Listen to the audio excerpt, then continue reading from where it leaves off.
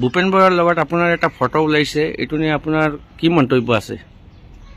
Sir, মন্তব্যটো যোৱাকালি আমি clear কৰে দিছো যে এইটো আমাৰ গুৱাহাটী এয়াৰপোৰ্টত যিটো VIP লজ তাতে আমি বহি আছিলো। আমাৰ লগত এইটো ৰুমত আছিলে ভূপেন বৰা ডাঙৰীয়া, আমি আৰু আমাৰ লখিমপুৰৰ MP। আমি তিনজন বহি ইয়াত অলপ চাহ চুক আহিছো। ইয়াত এটা ল'ৰা এটা ফটো উঠাইছে, ভূপেন বৰাক সুধিছে স্যাৰ এটা ফটো ল'ব পাৰোনি? তেতিয়া আমাৰ ভূপেন বৰা ডাঙৰীয়াক কৈছে, এইজন অসম বিধানসভাৰ সদস্য, আমি এটা পাৰ্টিৰ প্ৰেসিডেন্ট, ফটোত কি আপত্তি আছে? 2 মাহৰ আগৰ ফটো, আমি ঘৰত গৈ আছো আৰু ভূপেন বৰা ডাঙৰীয়া উপনিৰ্বাচনৰ কেম্পেইনত ধলাই সমষ্টিত বহি আছে। এটা ফ্লাইটতে গৈছো গুৱাহাটীৰ পৰা শিলচৰ।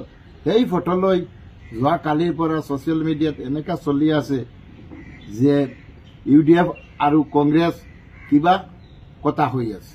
চাওক, এইবিলাক ফটো চটো বেলেগ কথা, কিবা ভিডিঅ' ওলাইছে নি, কিবা ৰেকৰ্ড ওলাইছে নি, সেইবিলাক চাওক। আজি মিডিয়া আমাৰ বহুত প্ৰশ্ন কৰি আছে, যেটো ক্লাৰিফিকেশ্যন কোনে আৰু মিডিয়াত ভাজাই আছে, আমাক চকচ হৈছে।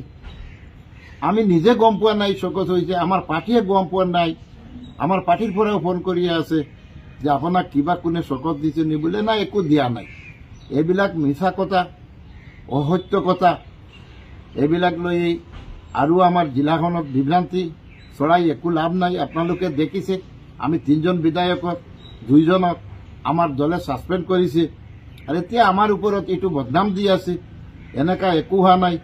আমাৰ দলীয় নেতৃবৰ্গ আছে, সিহঁতক আমি মিডিয়াৰ বাহিৰত কৈ আছো, সুধিলে গম পাই যাব, আমাৰ কোনো সকচ হোৱা নাই। আৰু এইবিলাক ফটো লৈ ৰাজনীতি নকৰিব, ফটোই ৰাজনীতি নহ'ব। ৰাইজ আছে, প্ৰেক্টিকেল ফিল্ডত আহক, সমষ্টিত আহক। তাতে পঞ্চায়ত ইলেকশ্যন আহি আছে, পঞ্চায়তত ৰাজনীতি হ'ব। কোন দলে কি গেম কৰে সেইটো পাব, ৰাইজে কাক ভোট দিয়ে সেইবিলাক ফিল্ডত হ'ব। এইবিলাক ফটো চটো দি ৰাজনীতি আজিকালি নচলিব, এইটো খাটাং।